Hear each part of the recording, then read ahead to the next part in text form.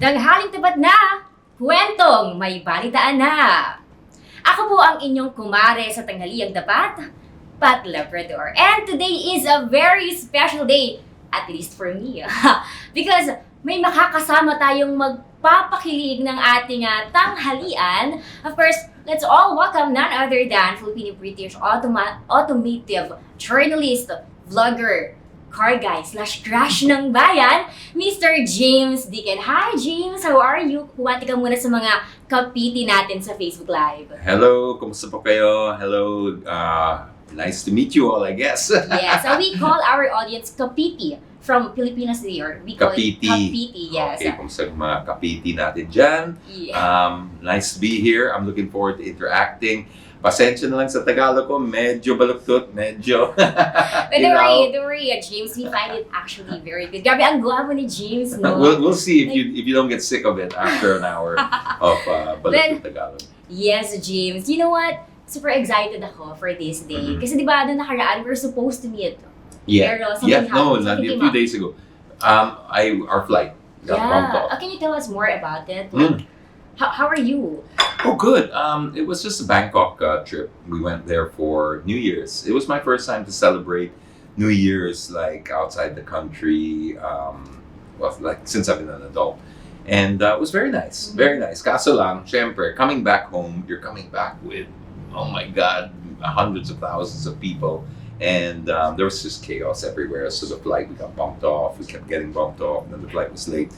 So I had to send a message saying, we're not gonna make it. We're supposed to be here live, but what can you do, right? If the airlines keep bumping you off, it's just crazy. But anyway, we're very happy that you're here today, James. At least for me, I'm very happy. Thank you. And we're so excited to get to know more of you today, James. But let's start with something simple. Gano'n ka na ba katagal sa Pilipinas, James? Okay, dito ako pinaanak. Is that how you say it? Dito ako lumaki. Hanggang 14 years old. So 0 to 14, Pinoy na Pinoy, born and raised. Yung joke ko nga I always used to say is made in the Philippines with imported parts. Kasi my dad's British and my mom's Filipina. So 0 to 14 was here. So all my formational years were here and formative years, blah. And then at 14, my mom and dad were already separated. And so he went back to England, and my mom was a single mom here with 3 boys. So it's a little hard. Back in the 80s, medyo magulo yung time na yun. It was 1987, 88, ganon. Before 86 pala. So that was right about that revolution. Yeah, and medyo na-reveal yung age mo doon, James. Carbon dating na. But I don't mind. I mean, I wear my age proudly. But yes, it was right about right after the revolution. So my mom's parents kind of convinced her to migrate to Australia, which we did as a family of 4, 3 brothers and my mom. I see. That's a lot. It's a lot. I mean, but a lot of families go through this. There's a very common story with Filipino families looking to, opportunity and stuff like that. And so that's where we ended up. But, you can run, but you can't hide. Problems are everywhere. So Australia had its own problems. I mean, it was one of those countries where when we were going there, we were sold on this idea, the land of milk and honey, the land of opportunity. And to a certain degree, they're right. But it's not one size fits all. It's not, you will struggle like anywhere else. There's no secret formula. There's no magic place. You will always struggle in life. And so when we went there, we had new struggles. They were different to the struggles over here, but it forced me to drop out of school at 14. So I was not able to finish high school because we had, at that time, how did we support a family of 4 on my mom's single income? She was not qualified for anything in Australia. She had a business here, she was doing okay here, but over there, it didn't translate. They didn't recognize any of her credentials. So she had to start at the bottom of the ladder as well, waitressing. It was not enough to bring up 3 boys. Yeah, I see. But you mentioned, James, at the age of 14, bumalik ka sa Australia. Ilang taon yung nakalipas bago ka bumalik ulit ng Pilipinas? Sige. Well, that was 12 years. And just to be clear, I'm not sure if there's a language barrier from my side, but hindi kami bumalik kasi it was the first time to migrate. We were not from Australia. We have no blood connection to Australia. It just happened to be a country that my mom's parents migrated to, that we went to. So we stayed there for 12 years, from 86 to 98. And then Roughly 26 years 1998. old. Hmm? Roughly 26 years old. You were 26 that time. I was in my 20s. So I arrived here, I was 26 when I arrived in the Philippines back. And that was, okay, so again, this is going to be a new start for me. And I had already done tried it out in Australia. There's no place like home, Yeah. no matter how magulo it is. And this is 1998. So I don't know how young your listenership is here, but 1998 was around the Asian financial crisis. It started in 97. So it was literally the worst time to come back to Asia, but I didn't know that, and ignorance can be bliss. So I came here not knowing that, and you just figure out a way. And that's exactly what I did. Is I came here with high hopes, high dreams and stuff, but the reality was you just had to figure out your way again. And I started out in radio. That was my first job here in the country. Here in the country, I see. Around that time, I wasn't born yet. So See, now I see. I feel that. 1998, you weren't born yet? Yes, I was born in 2001. Oh my gosh! All right. Too young, right? I felt that. But anyway, James, what is something you really love about the Philippines?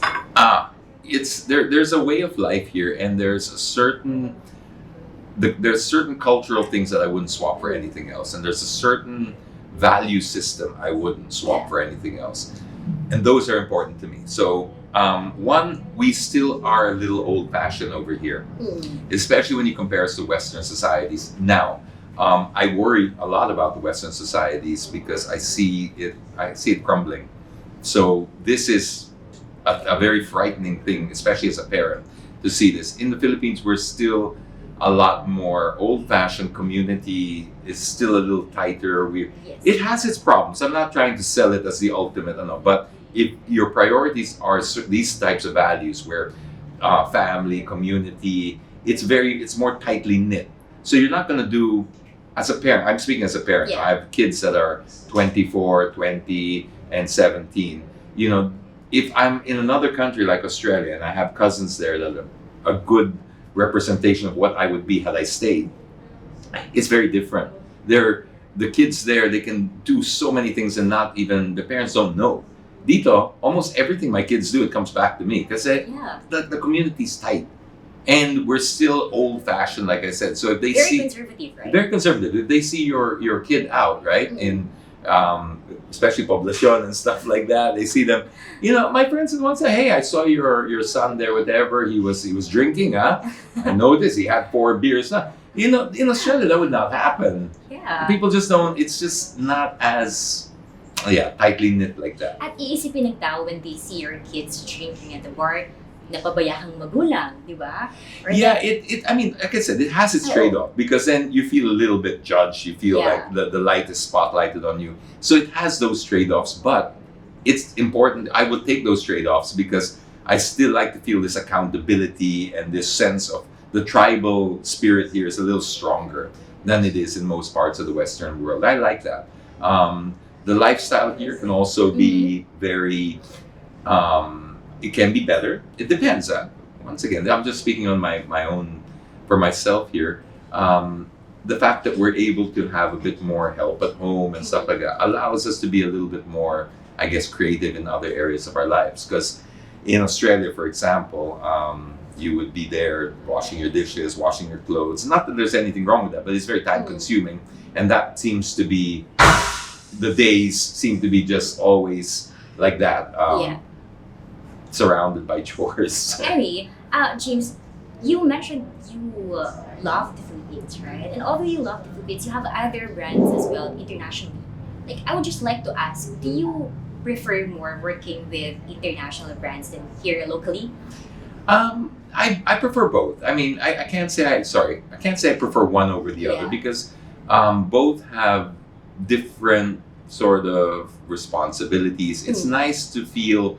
I love representing the Philippines, so that's where my heart is. So without being corny about it, I really, because how do I say this in a way where I have had the benefit of traveling so much in my previous job, and even up to now, it's still the same. But there was a time I was traveling 4 to 6 times a month internationally, and so I was being exposed to all these different countries all the time. And the common thread was every time you'd say you were from the Philippines, it wasn't always the best experience feedback. Yeah. I mean, it's generally people have a nice opinion of the Filipinos in terms of like they're warm, they're friendly, etc. But the news cycle is always what we do bad, and it's always our misgivings and stuff.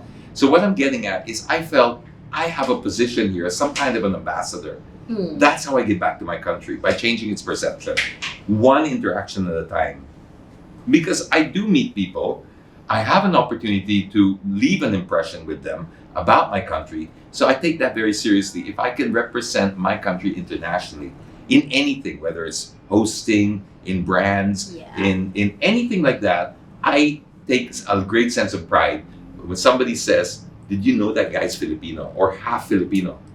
Oh wow, I didn't know that. And it changes people's perception. It's people like, wow, they can speak good English pala there. It's like, yes, well, we do. But it takes somebody to represent and speak like that. And we have good ambassadors like that. People like Lea Salonga, the great international ambassadors that we have, that can really reshape the way people think about the Philippines. So that's where I take a lot of pride in being able to somehow have a influence on people's impression on the country, a good one, based on what I can do. Oh, that's really nice, James. Thank you, because it's something that's close to my heart. Yeah. But so wala masyadong difference between, working abroad for brands and working locally. There are big differences because you're looking at branding is very the base that you're catering to will be wider when you're doing international, right? So there's a different messaging system, there's a different level of I guess what's a good example of this? Like when I work for brands like the FIA, this is when I host for them, the requirements are pretty big because there's so much more, the audience is much wider. I'm now talking to 180 countries, for example, versus just one country. So they're a little bit stricter with certain things in the messaging. You can't afford to make, because you have to think of so many different cultural references and stuff like that. So you just have to be more careful because you're dealing with a far wider audience. But that's pretty much it. I think we do, it's great. The branding here, experiences here are very, very good. We're very good at it as well. I don't think that we're in any way lacking. It's just in terms of mass audiences. That's the only big difference. I see. Thanks for answering that. I think a good example would probably be with the hosting, because I feel it immediately. When I'm doing stuff internationally for brands and stuff like that, the time I feel it the most is when you're doing it live, like Miss Earth or something, or FIA. You're talking to a global audience and it's live as it happens. Yeah, it feels there's a lot of pressure for sure. And then, but there's also a lot of great reward. So I love it. So you're up for the challenge, James? Always. Oh, yes. I actually watched the Miss Earth. Oh, cool. Last December 2023. And just a curious question, James. Do you have plans, or do you have this dream of, hosting Miss Universe one day? Of course. Yeah. Yes. I definitely do, because that is right up the alley of what I was telling you, kanina, about my goal would be to represent the country internationally for what I do. And one of the main things I do is hosting. Yeah. It would be an immense pleasure and honor to be able to represent as the host of, let's say, something like Miss Universe.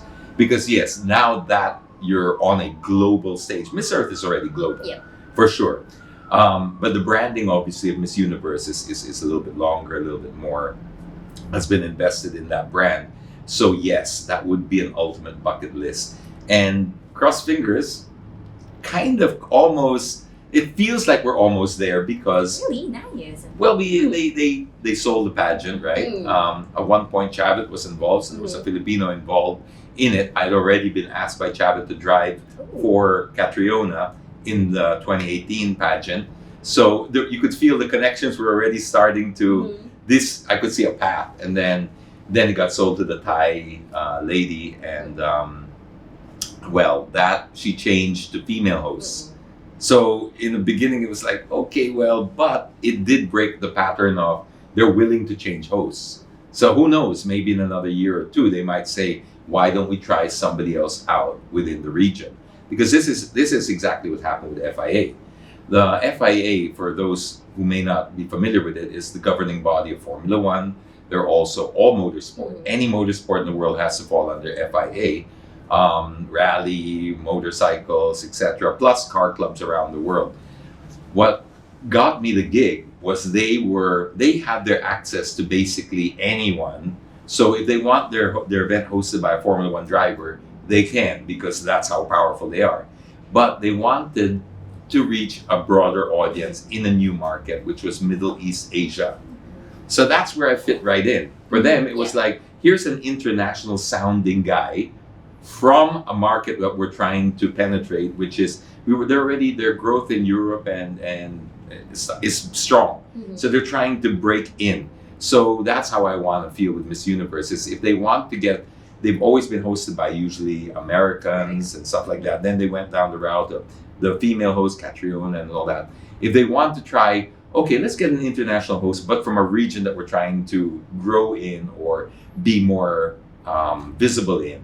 Yeah. Because let's face it, I mean, we've won, I think, more pageants than that's true. Just about any country. I haven't done the math, but I'm sure we're up there. So why wouldn't you want to have a Filipino host hosting the most prestigious pageant in the world? Yeah. And if that Filipino host happens to be a little bit international in the appeal, I'm selling myself now. You can see, I'm like applying for a job online here to host Miss Universe. Well, sana may nanonood from Miss Universe. But anyway, I'm also a pageant fan, James. And to be honest with you, sumali rin ako ng pageants before. And it makes a difference kasi kapag magaling yung host. Oh, really? And sometimes, and you know Filipinos, right? Kapag hindi nila bet yung host, like, let's say for example, Olivia Pulpo. Because lagi siya nababash every time na may Miss Universe. Because yung energy niya very, die down, very calm. And then ang mga Pilipino gusto nila yung energetic, yung bigay na bigay. I noticed that, yeah. Yes. I noticed that a lot. Kaya, ikaw ba, what are you looking forward to kapag ikaw naging Miss Universe host? Well, I'd like to bring my own style into it. Here's a little disclaimer. I don't know if this sounds wrong, but I wasn't really a pageant fan. I never watched pageants. No, so it wasn't like I had, dreamt of this day of hosting a pageant. I was a professional host that was hosting everything from any sort. That was my job, right? You host from a banking convention to a sporting event to a car launch to whatever, right? Yeah. So it's in the adaptability that you're supposed to be able to do everything. And when I got offered Miss Earth, I just learned. But the thing that I think I brought, and you can correct me if I'm wrong because the ultimate decision lies with the audience, is because I didn't have a template in my head. I didn't follow pageants growing up. I didn't aspire to get into this job. I didn't have preconceived constructs coming into this. I didn't copy anybody coming into this because I don't know the template. So I brought in my own style, and that was more like a lot of people said, parang boxing eh. Oh, ladies and gentlemen. Because of your voice. Yeah, because so medyo nagulat some people, but overall the feedback was very good. Of course, you're never going to please everybody. That's right. But the feedback generally was very good because they liked the energy. So they liked it when it was like, Colombia. I mean, normally they say Colombia, Philippines, Vietnam, whatever. And there's nothing wrong with that. But again, it's coming from a point where I don't know. I don't know what the previous people did. So this is how I felt it. This is just, and I wasn't corrected. Nobody said, don't do it like that. And then after the pageant, people were saying, we actually like it. Oh. So they would even, I remember I would coin terms that they would like, they like how we say Venezuela. That's how you said it. That's how you said it, James. I guess so, yeah. I mean, it came out like that. And so it's bringing that kind of energy that I feel this is just me personally. I feel it relaxes the candidates a little bit because you're bringing their energy up. There's nothing scarier than being asked a question, and it's just, I don't know, it's all focused on you and all that, and nobody's breaking the ice for you. You want to be able to get that crowd sort of ready to, they're on the boil and they're excited. And the pageant fans are crazy. That's true. In a good way. I mean, like, we're talking, I've hosted sporting events na walang sinabi sa mga pageant fans. Very specific Filipinos. Oh my gosh, even in Vietnam, I thought that would be a very, not quite as energetic as Philippines. They were, but I think the highest one I've had, or the best one, is MOA, like Mall of Asia. Like I've hosted major sporting events that talagang you would expect. Not like this. These they were screaming like they were in a rock concert. Seriously, That's crazy. so funny, But that is you at the moment, James. But pwede ba nating balikan? Paano ba nag-start yung career mo? Although you mentioned earlier you started as a radio. Radio, yeah. Yeah. Paano ka naman nag-start or paano ka napunta sa industriya? Okay, I arrived back here in 1998 with the goal naman of getting on radio. So it was something in my line of attack and plan was to, because I felt that's what I wanted to do. So I started out in radio, and then I realized it's not enough the compensation package was nowhere near enough to support a family. I was pegging it kasi on an Australian template of radio DJs there are celebrities and they make a lot of money, especially if you have the morning show. Pero dito, medyo college kids tinarget, at least back then. This is 90s, huh? Yeah. So you weren't even born yet. I think until now. Until now, it's not the same. Like, I mean, you get some breakouts, but the breakouts would be what? Sam YG, Mo Twister. These people have been in there already for over 20 years. So it's different. They normally start you out as in fresh from college, and then you rely on your rackets and stuff.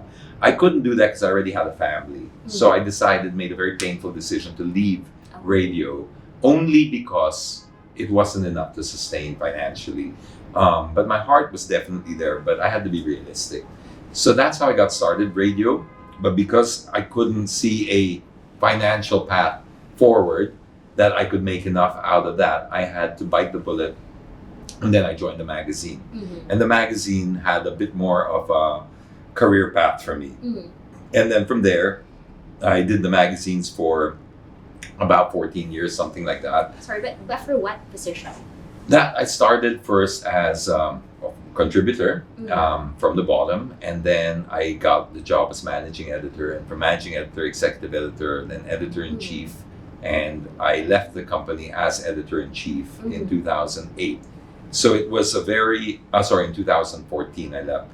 So then I started my own online brand for my own jamesdeakin.ph.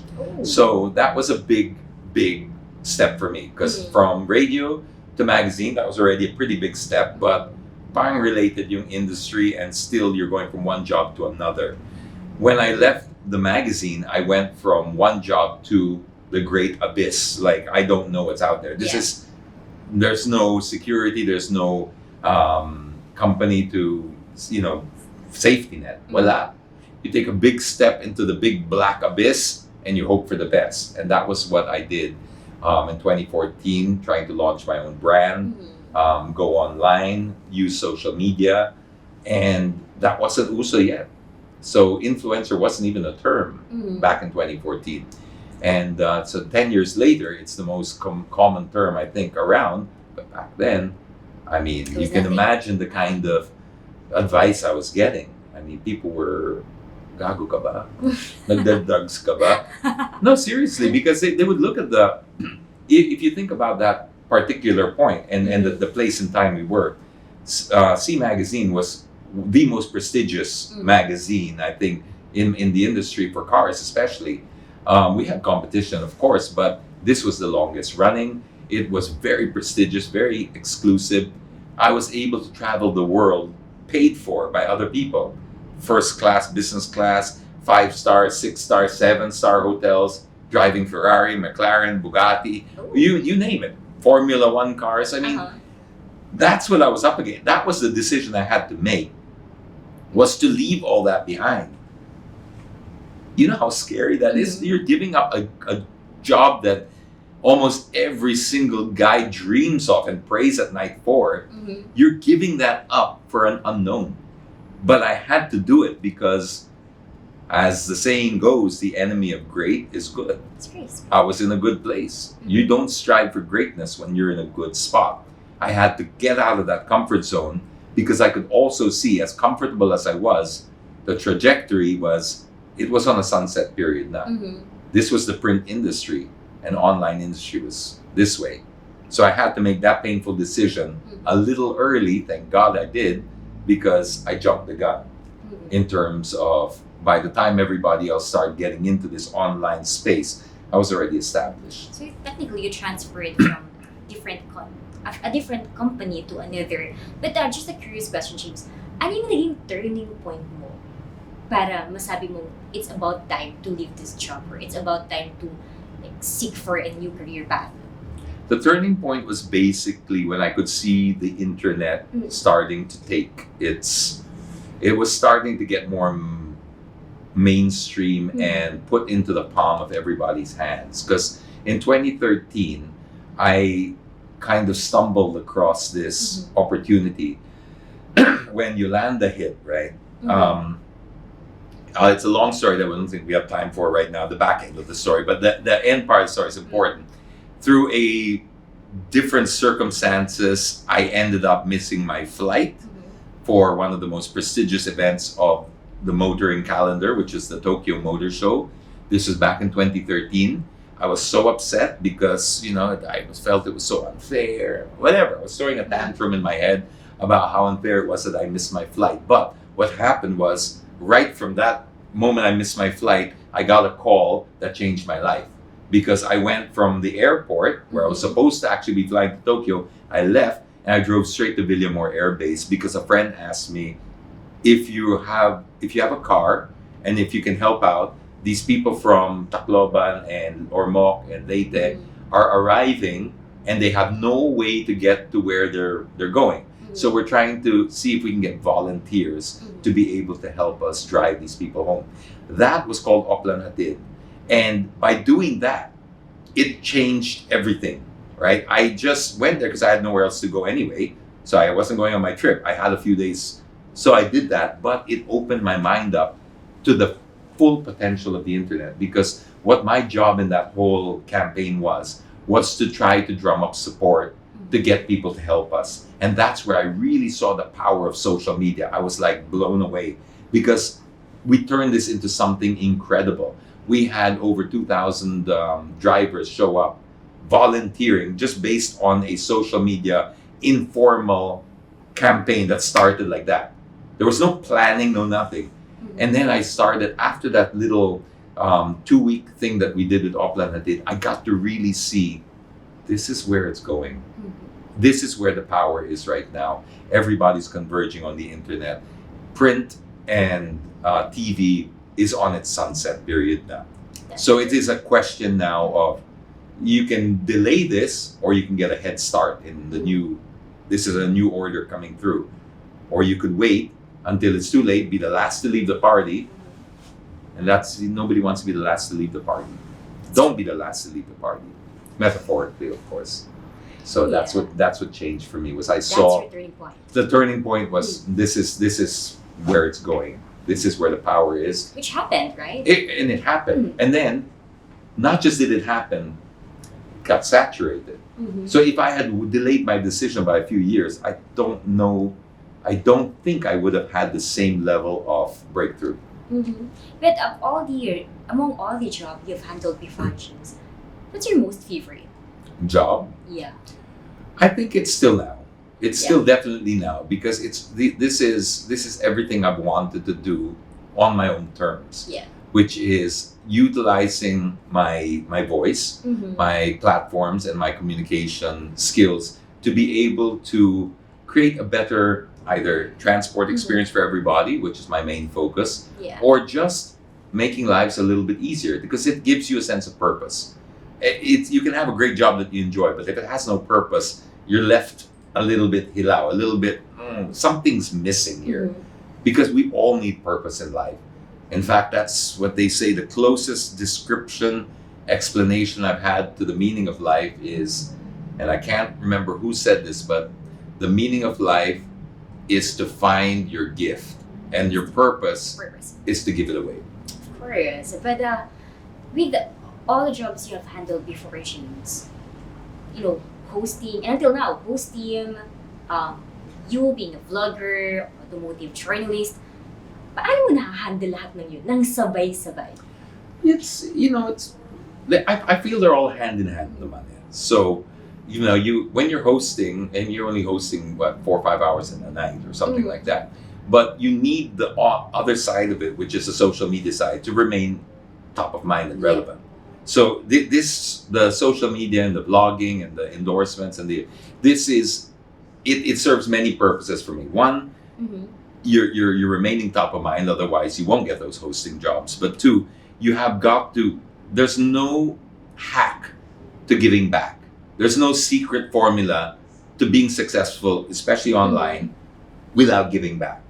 And this is probably the one thing I learned. It's just, you can get anything you want in life if you help enough other people get what they want. If your social media page is all about you, you're not going to get support. You're not going to go far. So that's how you became an influencer, James. Because you have to give back. So back then, before there was a template for influencer, I didn't know what influencer was. Nobody did. I thought I'm in a spot where I'm in a unique position where I have a platform, I have a voice, and I can use this voice to help speak for others who don't have a voice in a certain sector, which was transport.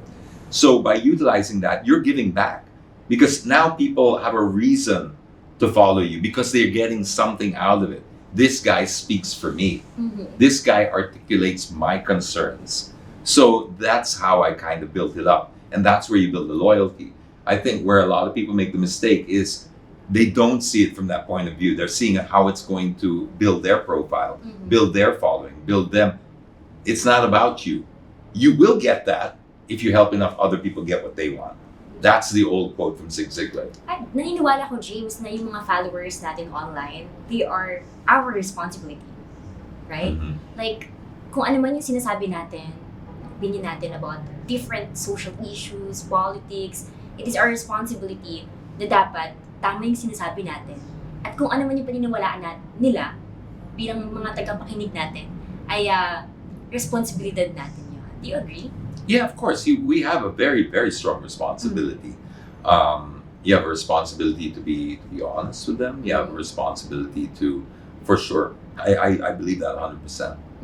But you know what, James? I actually tried searching for more of your videos, and we don't hear so much from you when it comes to politics. No, that's by design. But can I ask why? Yes, of course. One, I think there's enough voices out there. So you go where you're most valued. That's not where I'm most valued. I know some people are still interested in what I think about politics, but it's not my main forte. And again, it's not a space where I feel is lacking in voices. So why would I add another voice to the noise? Okay, that's one. Two, politics, and I think this actually should be number one. This is the most important. Politics, by its very nature, is divisive. I like to get things done through unity. Being united together, we can get more done. This is my philosophy. So I'll give you an example of this. If I say, yung jeep, dapat hindi dun sa gitna pumara. Kasi naghaharang yan. Sorry sa Tagalog naghaharang yan. Would you agree or disagree? Sorry, what's your question again? If the jeep shouldn't stop in the middle of the road to pick up passengers and block all the cars. Do you agree or do you not agree? Dapat hindi siya. Okay, so you agree, right? It's very simple. I think if we ask 1,000 people on the street, do you agree or not agree? 1,000 people will say yes. I agree. Dapat hindi ganon. Why? You're focusing on the problem. Universal yung problem. Now, if I rephrase that question, bobo kasi yung presidente natin, ginawa ng ganito. Now, same issue, tignan mo, lahat ng mga jeep pumapara sa, but because I put a political angle to it, now it's 50-50. The same thing that would have been 100% people would have supported is now 50-50 because you put a political tone to it. So you've alienated half of your audience. And a matter of fact, you haven't just alienated them, you've angered them. So how am I going to get things done now? Because now I've created division. I don't want that. So I try to take politics out of the no color. Let's focus on the issue. A Jeep should not stop here. A bus should not have smoke coming out. I don't care who the president is, who the minister or the transportation secretary is. It doesn't matter to me. This should not happen. Therefore, people don't feel it's personal anymore. People don't feel attacked. People's ideas and ideology doesn't feel attacked. They're now just focusing on the problem. A problem doesn't have to be personal. Now that you mentioned jeepneys, I would like to ask a very curious question, Jim. Since I'm sure, although you're a car guy, for sure, you're very, very much familiar with the jeepney modernization program, right? What's your take on this? Like, are you agree or you disapprove on this? I agree in terms of this is a very layered and complicated topic, and I agree with the idea in general, the macro view of we should modernize for sure. I don't think there's anyone really out there that doesn't feel that this should. There's of course environmental issues. I mean, you don't have to be. You can see what's coming out of those tailpipes, etc. The safety of these things, it's definitely need to be improved. The comfort as well of the comfort. So I agree with all of this, but the reason that I'm not giving you a full-on solid is because there are many layers to this, and also the other side naman feel as if they're being railroaded into this, and the solutions provided and the entry points given to them to modernize are not realistic. So they feel that, okay, we agree with the idea, but you're oversimplifying it. You're saying, who doesn't want to live in a world with fresh air? You're crafting a question that has 100% agreement, but then you're now saying, okay, so if you don't modernize, you're a bad person because you don't. No, it's not as simple as that. Give me the pathway to modernize. That's doable. Now, I don't believe that they've come to terms with this yet. So this is where it gets very complicated, because we push out an idea that's simple, but then behind it is very complicated to comply with this idea. So I don't know enough about the latest round of negotiations to be able to comment with enough, because it just feels like, they present a simple idea, but then it's very complicated underneath in the negotiations. And so it makes the people who don't comply look bad, but we don't know exactly what they had to comply with and how difficult it was. So there's a lot of propaganda on both sides being tossed around. But if you ask from a macro point of view, without getting into all of of course I feel that it's the best way forward. That's true. But of course, we can also blame our jeepney drivers, because they can, like, not every jeepney driver can afford that, I don't know, 2.4 to 2.8 million, right? That's what I'm talking about, the layers. It's like, we want them to comply and all that, but if it make it impossible, you can't get blood out of the stone. So let's be realistic too, because again, without going through the nitty-gritty, because I haven't gone through the latest bout of negotiations, I know it's a hot topic now, but for example, just think about this fundamentally. We're being very unrealistic here on many layers, because we're saying also that, right, we want to modernize the Jeeps, we want to create the safety, whatever. But how much is the jeepney now? What's the base fare now? 13 pesos. 13 pesos, okay. Compare that around the world on what it costs to ride a bus in Singapore. It's not 13 pesos, all right? So we're not willing to pay, as commuters, we're not willing to pay the standard it takes to also get the standard of overseas. So the commuter also has to pay for this. But then the commuter is very protected because these are voters, right? So it's a very sensitive topic. So what ends up happening is the powers that be say we should modernize, but we don't want to pay for it. Meaning the consumer, the end commuter, doesn't want to have to pay for it. Kasi kawawa naman na they are in an income bracket that they feel it. It's very sensitive. But the reality is, it's how are you going to pay for this? The jeepney drivers can't afford to modernize unless they raise the rates. The commuters are saying, no, we want to be modernized, but we can't afford the rates. Something's got to give. So if you want the standard of Singapore also pay for that. So it's a very tricky thing. This is what I mean about tricky. And I'm not pointing fingers at anybody, because you can see how we can make a sector look bad simply by saying, oh, they don't want to agree. Yeah. But maybe there are reasons that they can't also. So to raise the standard of transportation, we need to pay a higher fee for that. Are we ready to pay a higher fee for that? It seems that the struggle is we're always being unrealistic with how much the commuter can afford to pay as well. So there's so many moving parts to this. Yeah, but this topic is very nice to talk about, James. And let's move forward to you being an automotive journalist. You know, everyone knows that being a automotive journalist really revolves to cars, engines, roads, and here in the Philippines, kung saan bawat sulok ng kalsada ay may traffic, may kamoting mga drivers. Do you really think relevant pa rin ang automotive journalism? Of course, yes. I mean, because you have to, if you're making the second biggest investment that you probably make in your lifetime next to a house, you'd want to get a very qualified opinion on the car that you're buying. That's where we still come in.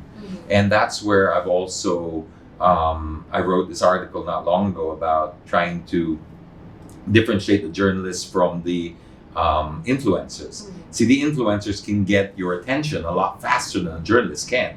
And we live in an attention economy, so we need influencers to break through the noise.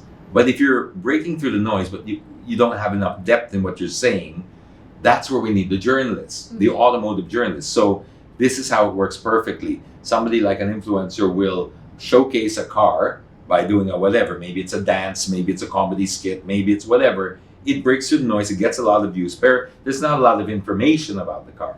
But it's prompted the person who saw it to now research and go through a proper automotive journalist to understand what is this car worth buying or not. So definitely there's still a space for that. There's also a space for people like me calling out things that they see on the road, because these kamote drivers and stuff, they're not going to fix themselves. They need a voice to keep on reminding our lawmakers, because that's what it is. It's being repetitive. The saying goes, the squeaky wheel gets the oil, right? You got to keep going and going and going and bring these things up so that they do something about it. You know, like for example, bike lanes now, it's a big deal. They're putting another 1 billion pesos towards the bike lane. I want to see where this plan is going to go, because that's another thing. They'll say bike lane because bike lane sounds very good. It's a very nice buzzword. It sounds responsible. It sounds sustainable. It's got all the right connotations to it, but you're not doing it correctly. It's true. So, okay, it sounds nice, but would you bike there in EDSA when you're just separated by a little piece of divider this high that a bus can just run you over by accident, or a car can swerve and hit you? It's not safe. It's not. So this is where automotive journalists should have a space to be able to demand for better road conditions, demand for better transport conditions. Yeah, and let's be honest, yung bike lanes natin here along EDSA, mas ginagamit pa ng mga motorcycles, right? Yes, absolutely. I mean, there was a very controversial article I wrote last year about that, because I said, look, if this is the case, you know, good design influences behavior. So you've got to work with human behavior as well. We designed this for the bikes, but the bikes aren't using it. Yeah. So at some point, you have to ask yourself a question: what did I do wrong? No, I'm just being I'm not trying to point to it, but you got to ask yourself, why is it not being used by the intended audience that we designed it for?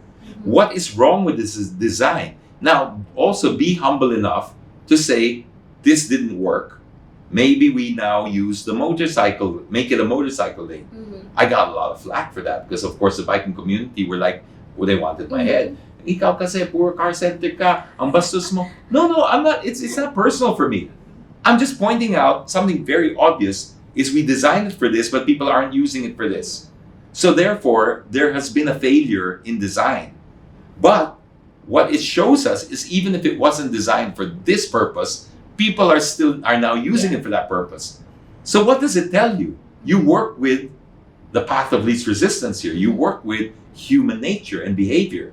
If the motorcycles are gravitating towards that, even if they're told they're not allowed to use it, maybe there's some value and logic in making this a motorcycle lane instead. So, yeah. At least explore it. And it's not about pushing the bikers out. Because for me, I'm a biker myself. I'm a cyclist. Mhm. I would want to see a cycle lane, just not the one that's there right now. Mhm. That is not a cycle lane for me. That is not. That is for me a excuse for one, Mhm. not a very good excuse for one, and one that I think puts our cyclists in just as much danger as if that was without a cycle lane to begin with. Because you can't just paint a line on the road and say that's a cycle lane. Yeah. It needs to be properly segregated.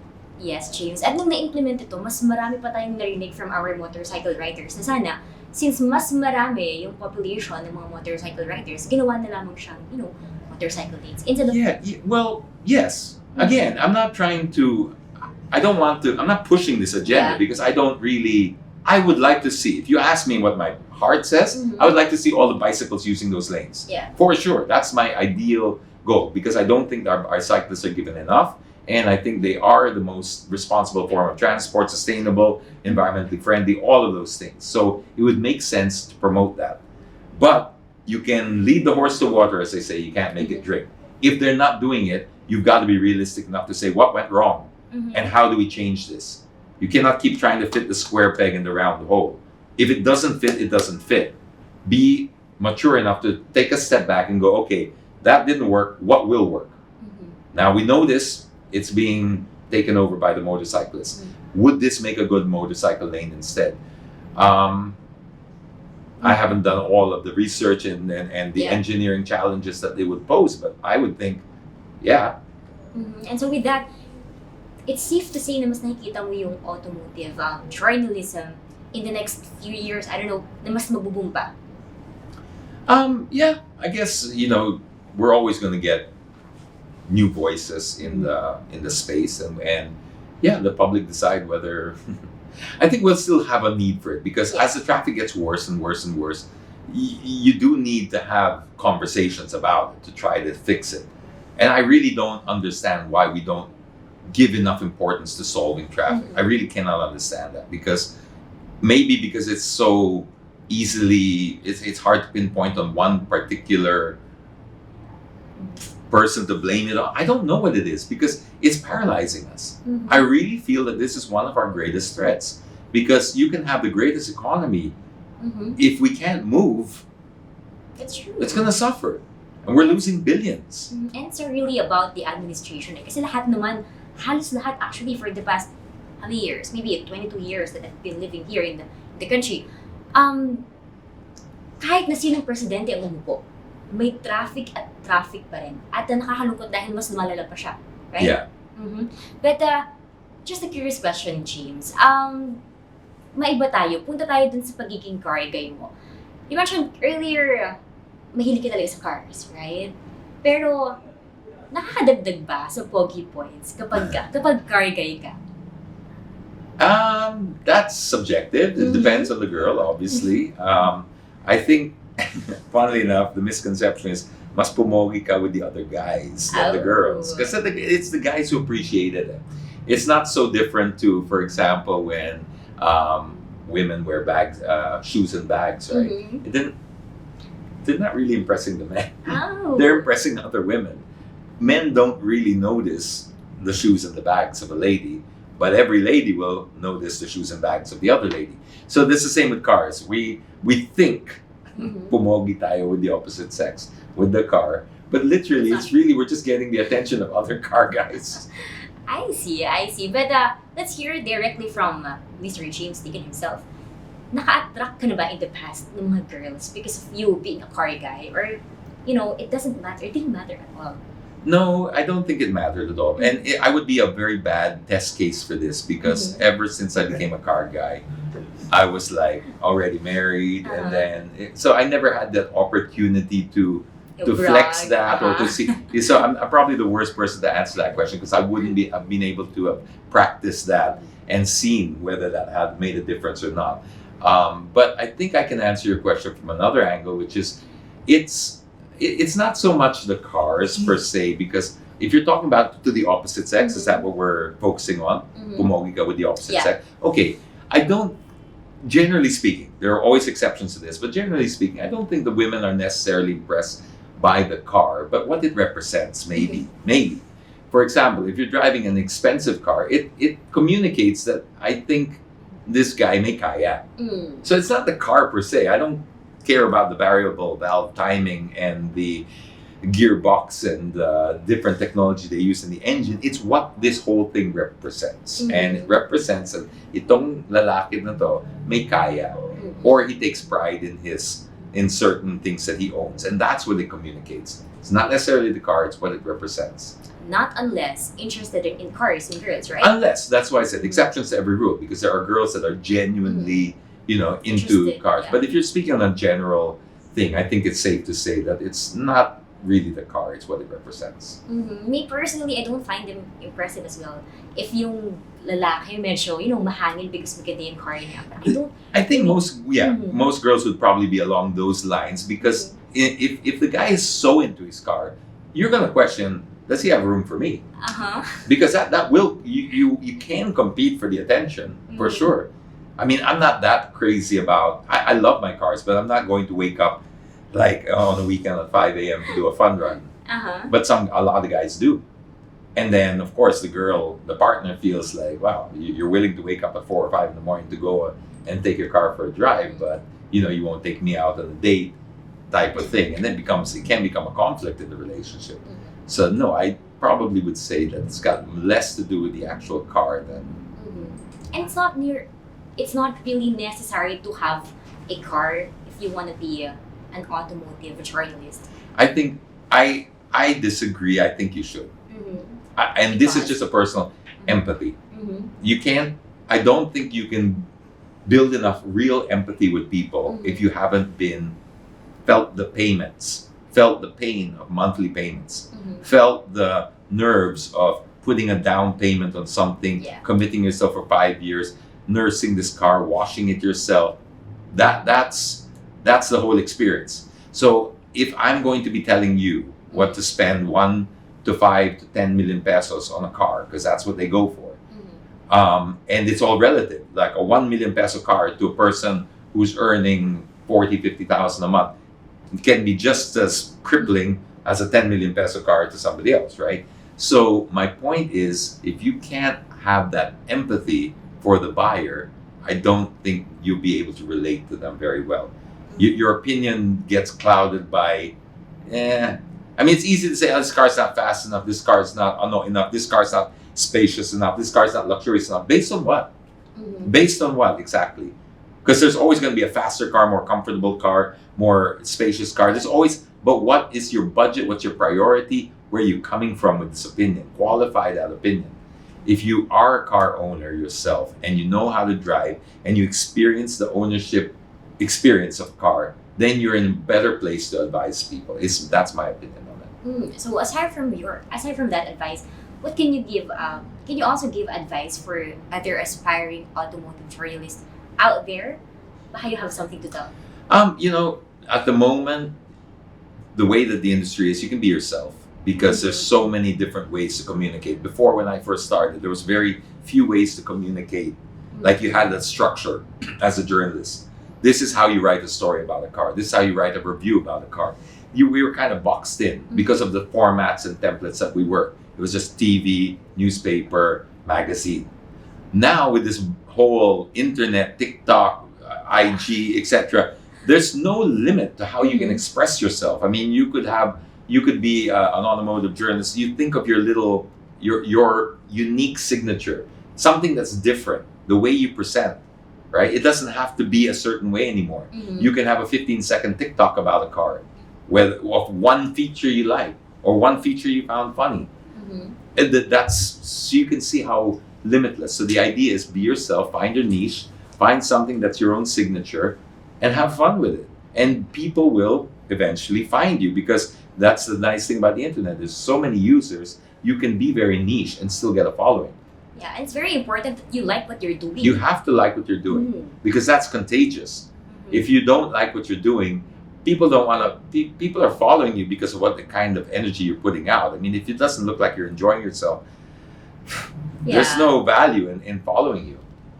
Thank you for that, James. But that actually concludes our interview. But we prepared a very simple game for you so that, mas makilala ka pa namin. And for this game, James, we have prepared at least 5 Tagalog deep Tagalog words that Oh, you have good. to translate Okay.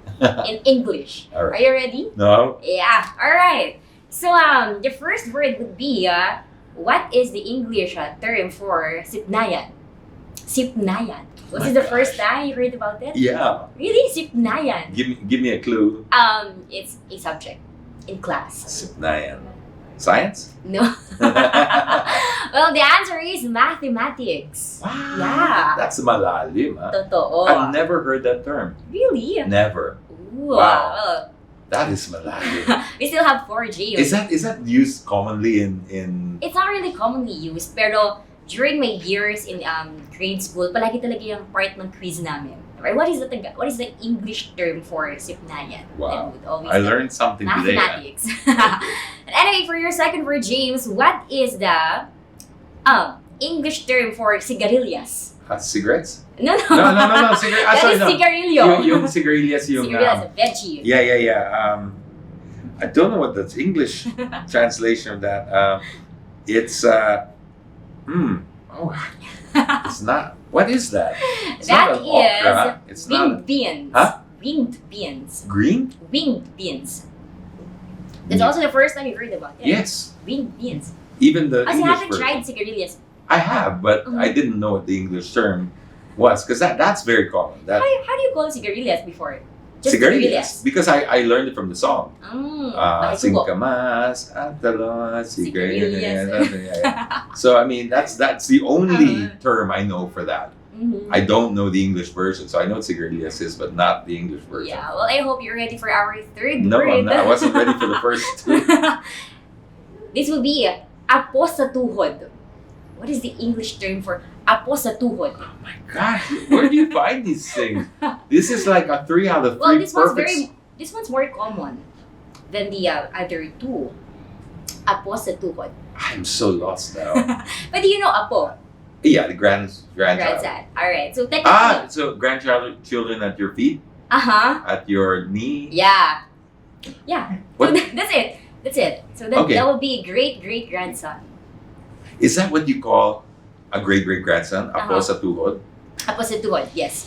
So it's to do with the tuhod of. Yes. In Tagalog we call it apo sa talampakan, apo sa tuhod, tapos yung apo. So technically, if you have your father and then meron kang child, yung child mo is apo na ng tatay mo. Okay. Pero yung tatay mo, kapag may tatay pa siya, yung anak mo, magiging apo na niya sa tuhod. So, that's great grandson.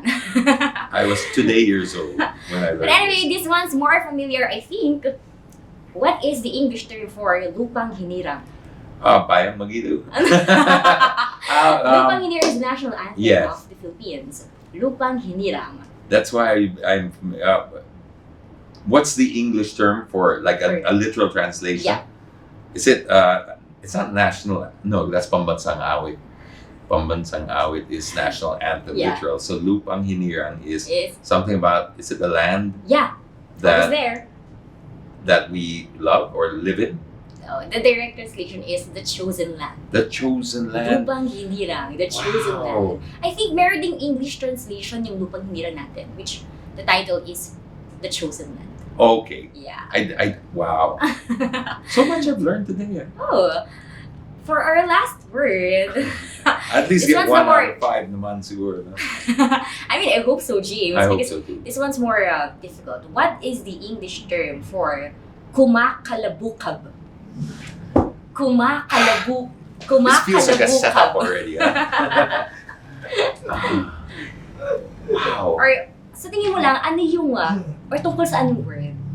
Was this the first time you heard Yes. Mhm. This is the first time I've heard. kumakalabukab? Actually, even if you read it, nakakabulol pa rin eh. Can you try reading it? This is going to be really tough. Kumakalakubab. No, it's kumakalabukab. Okay, but the answer's here. Yeah. The answer is bursting. First. Yeah. But anyway, that's it. Thank you so much, Wow. James, Thank you for the lessons too. I Yeah. really now feel even more naturalized. Before I walked in half Filipino, now I feel full. for We're so happy to know that, James. But anyway, baka you have anything more else to say to our mga kapiti on Facebook live stream? Well, my message is always pretty clear, especially when it comes to our roads, is we all have to share the roads. So if we could all just be a little bit more patient, a little bit more disciplined, a little bit more law-abiding, we can go a long, long way. Remember, it's our most democratic form of space out there are the roads. So nobody should be one above the other. Whether it's the janitor to the president of the Philippines, at some point, we all share that. We all pay our own taxes towards that. So let's treat it with respect. That's a common space. That is very nice of you, James.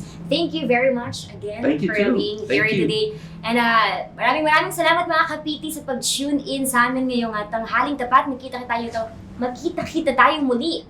Medyo nabulala tuloy ako, James, because of you. Parang ako na yung nahawa sa you, James. But anyway, magkita-kita tayo muli mga kapiti bukas, eksakto 12:00 ng tanghali para sa mas marami pang mga kwentuhan. That's it for now. Maraming salamat and bye-bye! Bye.